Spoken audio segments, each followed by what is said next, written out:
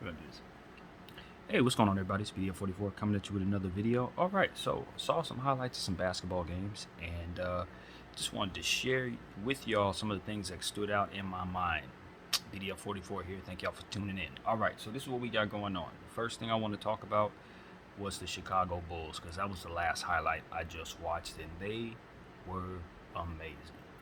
The thing about it is, when you have a bunch of pieces that fit exactly the way they need to fit, and you have a point guard that facilitates in such a way that is field based, you're going to have some of the best highlights you ever seen, especially when he's shooting the ball the way that he is. Zach LaVine, Caruso, Lonzo Ball, I don't know that there's been a trio in Chicago, a backcourt like that before. I don't think they've ever had anything like that before. Now, I know, obviously, when you're talking about the Chicago Bulls, the two eras that stand out for me the most, obviously, without mentioning Jerry Sloan, because obviously that was before my time, the late great Jerry Sloan. But of course, you're talking about the Bulls in the sixth championship era, and you're talking about Derrick Rose and the era that he had with Jimmy Butler and Joakim Noah and those guys. I don't know that they've ever had the type of ball movement that they have right now. Because when you consider the Chicago Bulls, their main thing was, of course, defense, and then high-powered offense led by the greatest player to ever play the game, Michael Jordan.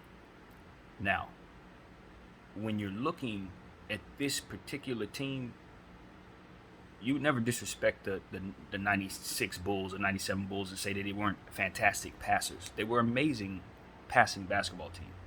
That's why they were as successful as they were. But they didn't have natural passers on that team per se. What you had was a team that ran this triangle offense, which is a system designed for players that are not natural passers to have ball movement. See, that's what the triangle offense gave you, is the ability to run really, really dope passing plays without any passing players on the floor. That's why the Lakers were able to do it, because Derek Fisher wasn't that kind of point guard.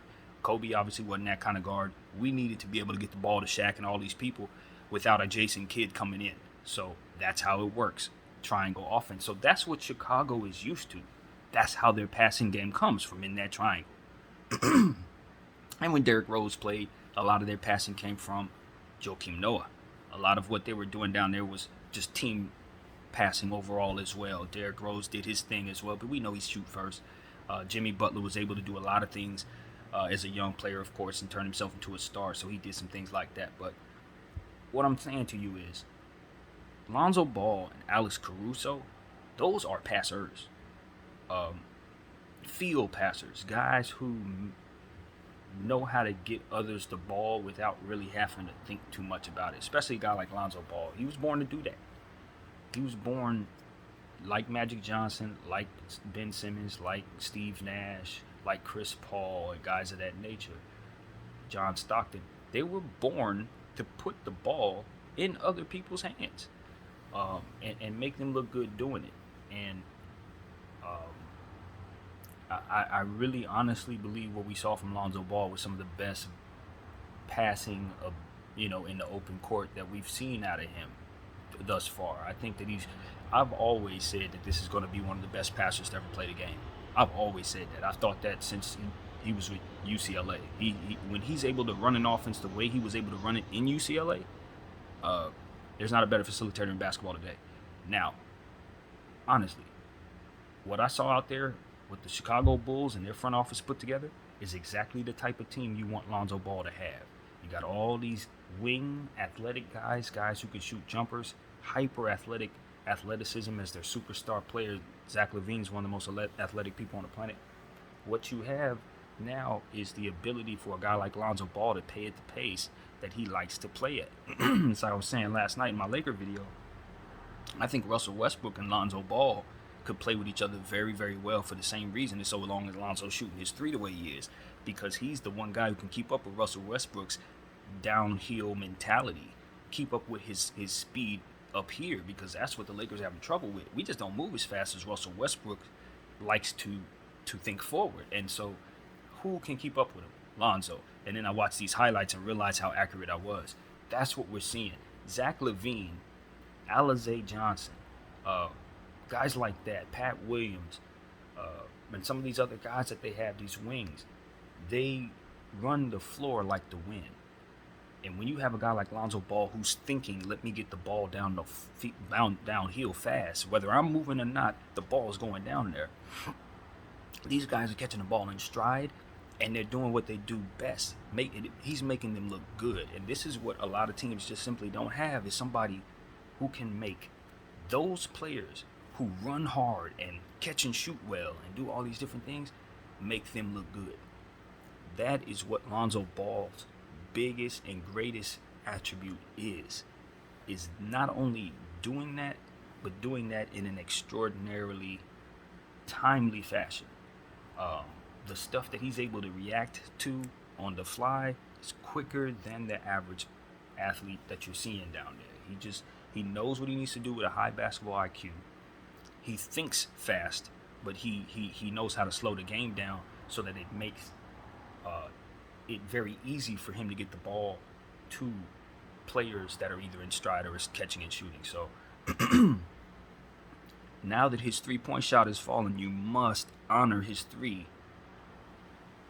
Look out, because the floor is wide open for a guy who, the more space he has, the more comfortable he feels. Because again, his attribute and one of the best things that he does is push the ball down floor. So as soon as he catches it off the rim, anything down there is in danger. Anybody in any position is a danger to the defense because of Lonzo's style of play. So then you got guys like DeMar DeRozan, who, he's been waiting all his life to play with Lonzo Ball. Literally, the way he cuts, the way that he likes to find himself in different spots that he usually has to find himself in by putting himself in those spots. Now Lonzo can create opportunities for him to get to those spots in ways that he's never had created for him before, with respect to his good friend Kyle Lowry, who's a fantastic facilitator as well. Lonzo Ball has that gift to a different level than even Kyle, in my opinion. And that's what I'm trying to say, is like, you don't even have to fight to get to certain spots, because a guy like Lonzo Ball has made several different passes over the last several sequences that have set it up so that now you have this lane open or that lane open and things of that nature. Those are stuff that, if you're not an orchestrator of the basketball, if you're not a point guard, a lot of that stuff may not even be something that you're thinking about. But point guards are doing all different types of things. If they're running the floor the way they're supposed to, and if they're running the point the way that the great ones run the point, then they're always looking to set guys up, set the defense up in terms of making them think something's coming later on, 2-3 plays down the road, or set the offense up, your offensive players in positions to do what it is that helps them succeed. So I firmly believe that Lonzo Ball is one of the best at that, if not the best at that right now. And we're going to see the Chicago Bulls fly in ways that you've never seen red and white fly. Simple as that. And I have nothing but respect and understanding for the difference of style of play than the Chicago Bulls played in the 97 era. It's just different. You understand what I'm saying? I'm not saying that this team is better. That's not that. I'm just saying with the attribute that they have to pass, you have never seen that before. Alex Caruso's athleticism and defense, that's going to bring something to the table as well. And like I said, they've just done a fantastic job of finding guys that like to run, real sprinters, guys who really, really push the pace, and that works in the favor of everybody, all the stars involved. DeMar DeRozan and Zach LaVine alone, that is too much in the open court. Honestly, that's too much. They're going to have success against teams that you don't think they're supposed to be able to beat. I'm telling you. I look at the Brooklyn Nets. I don't know. Once the Bulls get in the open court, KD is going to have to be a superhuman on the defensive end to stop that fast break. Some of those guys that they got on that Brooklyn Nets team, they ain't going to be able to keep up. They're not going to be able to run with this team. It's going to be incumbent upon Kevin Durant and James Harden to make a team like Chicago pay defensively. They have to. You got to put people in the blender. You got to draw fouls. You got to do all that. Because if this Chicago team is fully healthy at the end of the season, they're going to be one of the best teams in the Eastern Conference. Top 5 team. I'm telling you, this is not a fluke. This is not going away. The only concern I really have about them is health. It really is health, man. And I'll tell you this. I'm looking at a lot of teams that have never played with one another, trying to put it together. Some of them I pay more attention to than others. This Chicago team is a very new team. They got some guys hauled over, of course, from last year, but the system that they run, the base of what it is that they do is new. They look like they've been together for several years. And I will say, I know their pieces fit, so that shouldn't be as difficult. As I said, the guys that are on the floor complement one another naturally. But they look like they already know what they're doing. They know what they want to run. They know where they want to be. They know who they are. That's crazy to me. They just put this team together. This is the second game of the season. Now, maybe I'm jumping ahead of myself. Maybe I'm just perceiving certain things as they are not, because, they were going up against a team that, wasn't necessarily playing at their best. Wasn't the best team in the world or anything, so you don't want to overreact. But, I know this is going to continue. I know it. So, excuse me. That is something that I know for a fact, at the end of the day, will be the case. Chicago's going to run, and teams are going to have to figure out how to stop that. Simple as that. You're going to have to figure out how to stop it. So, all right, I'm going to segue away from the Chicago Bulls and step into a different arena with the Houston Rockets, because that's another young team that I'm super excited about, and I saw little highlights from. KPJ looked great out there. He started off with a bad game in the first game of the season, didn't have his best game, but he came out there and made it right this one. Did a lot of the things that you like seeing him do, just finishing with it with both hands and creating, really more so establishing the understanding that defenses need to respect him from various spots on the floor. Because he's so young and so gifted, defenses don't necessarily yet know how to approach playing KPJ. And I think what I saw out there against the San Antonio Spurs was him establishing, hey, you can't do this. You can't leave me here. If I go this way, I'm going to eat, you. And so what I think he's doing is just being able to kind of roam free. And as I heard one of the announcers say in one of the various things that I was watching, like, different players are just trying things. They know they have extraordinary gifts, but they haven't played a whole lot of basketball in their lives. So you may see guys force the issue in certain situations or try and attempt things that maybe that you don't think they should be able to do. It's because they're discovering what it is they can and cannot do. So I'm sensing that from some of the Rockets players, particularly Michael Porter Jr., Kevin Porter Jr., excuse me. I don't know why I call him MPJ. It's KPJ. Get those two confused. But you know what I'm trying to say. Houston Rockets point guard, ambidextrous, super athletic, super fast, super gifted. He was great out there. Another guy that was absolutely great was the guy from LBC, Christian Wood. Man, homeboy is just showing people why. Do not try to shoot over him in the paint. He's not the kind of guy that you just gonna overpower and dunk on or get a little easy layup on, or none of that. His length and his strength and his timing is to be respected. And I think we saw a nice flurry of shot blocks out there from Christian Wood that let us understand that he's too establishing himself in there as somebody defensive, as a rim protector. I think he's going to make an all-star team as early as this year. I think his numbers are going to dictate that early. I think he's gifted in several different categories, including stretching the floor and things of that nature. So you must respect his game from all three levels. And because of his height and length and motor, he's going to just push himself toward fantastic stats. So I expect him to be an all-star very soon. What I also love out there for the Houston Rockets, of course, was Jalen Green. Also doing the same thing, establishing himself. You cannot give him mid-range space. That's what I'm learning about KPJ because of how his mechanics are set up, his step-back packages and things of that nature, the way that he likes to kind of just step back and jump into rhythm shots. You must not leave him too much room in mid-range space. Even though he's such a phenomenal driver of the basketball, even though he can very, very well shoot the three-point shot when he's feeling it, if you give him space out there, if you let him have the ball in his hands with a live dribble, there's no guarantee he's driving to the basket. He has nice rhythm, step backs, and mid-range jumpers that he can go to at any time from that left side. So that's one thing that I saw him going to a lot, and it's going to catch defenses off guard because we're so used to guys of his caliber driving to the basketball, even when they have mid-range space. He ain't one of them dudes. Don't do it. So that was something I liked out there.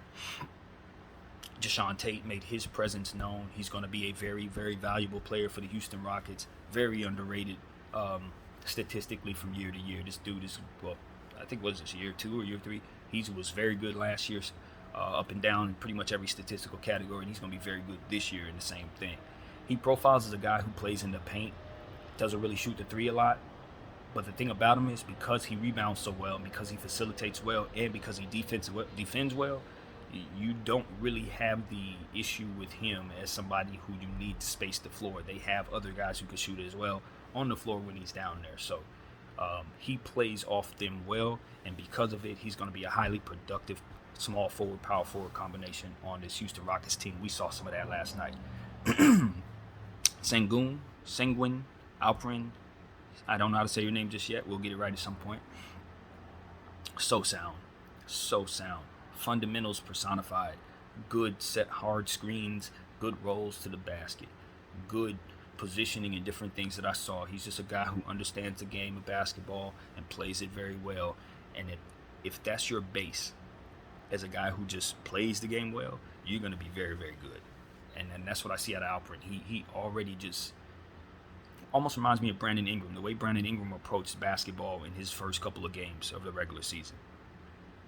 Wasn't trying to do anything outside of the ordinary. Was just trying to be as fundamentally sound and as mechanically sound as possible. And everything else came over time. But he wanted his base and his first showing to be that of somebody who was balanced and patient with himself and with the game. That's how Brandon Ingram approached the game in his first couple games as a Laker. I'm seeing Alperen kind of approach it the same way. He's not trying to do too much. He's not trying to overexpose himself. He's just trying to do everything fundamentally right, and I like it. He needs to keep that up for the rest of his career, and he'll make All-Star teams a lot because he's got that type of talent. It's just about health and growing with this young team. So he's yet another superstar upside player that I really like on this team, and so on and so forth. So, they had a good showing out there against I believe they played the Oklahoma City Thunder. Now, the Thunder look really bad out there. Like the Los Angeles Lakers, they are not putting the greatest product on the floor right now. And it's early, but I think with the team that they have, they're not expected to win games, but you do want to see young talent play well. You do want to see them play hard, and I just didn't think we saw the best out of them. I think they were overpowered by another young team with just a significantly more gifted package of players. And it kind of just demoralized them a little bit. But I want to see more out of Shai Gilgeous-Alexander. I don't know if he's not necessarily healthy or whatever, but when you want to see a player like that come out and make a statement against a team like this, because you're the guy on the OKC team that's comparable to the upside of the players on the Houston Rockets team. So they come in at you, and you gotta play better. That's really what it comes down to. I understand that it's you're not playing with the most talented team yourself, but guys like Lou Dort and Pokashevsky, I think I'm saying his name correctly, but if I'm not, forgive me. They have enough guys down there who know how to play the game. Baisley, Giddey, they should put a better product on the floor. Even early in the season, even with all that's going on, I just expect a team like the Oklahoma City Thunder, who have just as much young players as the Rockets do, to have a certain level of fight to say, even though these are more, talented, more decorated guys over there, we got pride and we want to dig in and compete with them, especially because of who they are. We want to establish that we got some upside too. These dudes ain't going to be running us out the gym for the next 4 years. We can keep up with them. And I felt like I didn't see that in the highlights. I didn't see any of that energy at all. What I saw was, y'all better than us.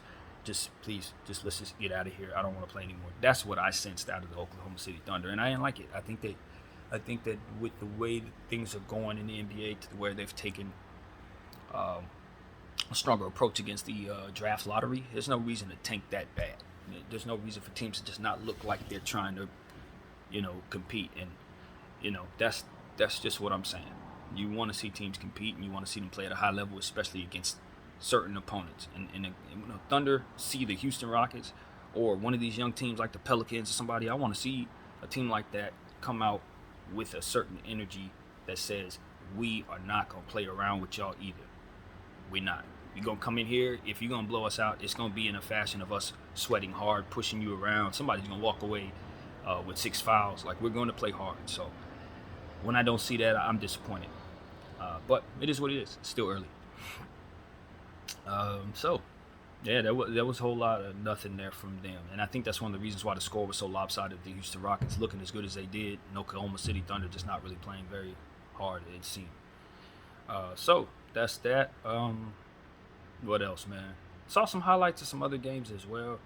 The Pacers put on a good showing. I really like what I'm seeing out of Chris Duarte, out of the stars, of course.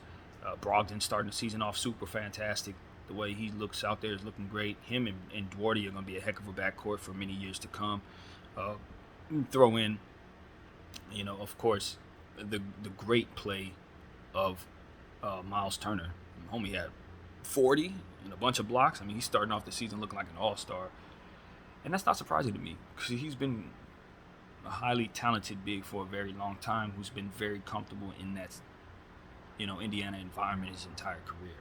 Always been good at shooting the three, always been good at blocking shots, always had issues with his health. But when he was healthy, he was an all-star caliber player. And he's starting off the season healthy. He's starting off the season with a good team, a lot of talent around him, more shooting, stronger bench. And I just think that he's flourishing. It's something to be said for teams that have been together for a while. And though we don't talk about it much, the Indiana Pacers, particularly their front court, they've been together for a little bit now. I think they have 3 years under their belt, maybe even more. So I like that tandem. I think both of those guys are all-star caliber guys, him and Sabonis. They both are fluid players who could shoot the ball, pass the ball, play defense, things of that nature. And they're not afraid to bang, both of them. So I really like the Pacers front court a lot. I always have, and I think that it's underrated at this point. You just want to start talking about Turner and Sabonis a lot more, especially now that they got that shooter Duarte down there to complement them. Haven't forgot about Caris LeVert. They just have a nice bunch of talented guys that can go out there and do some good things. But Tajday, I want to see him get some more minutes and stuff like that. So, I like the Pacers team, and they did some good things out there. So that's what I've seen. I want to see more highlights. Of course, there's plenty more to talk about. I haven't touched on Boston Celtics getting blown all the way out by whoever they got blown out by. I know they got blown out, though. It was very embarrassing seeing that score. Toronto, that's what it was. And I don't know what happened there. I have a few theories, but ain't no sense in bringing those up. They mean nothing. I just got to go see those highlights. So I think I'm going to go check them out and see what else is out there. And if something else pops up, I'll tell you more about it. But my enthusiasm for this video was mostly about the Bulls, man. The Bulls. They just look great. You have Lonzo on that floor doing what it is he does. And then you got all those athletics players down there running the floor as hard as they are and playing defense the way they do. Eastern Conference seems to think it's going to be an easy run going against the Chicago Bulls when playoffs come around. I'm telling you, I expect to see them in the second round. I really do. My name is BDF44. Thank y'all for watching. I'm out.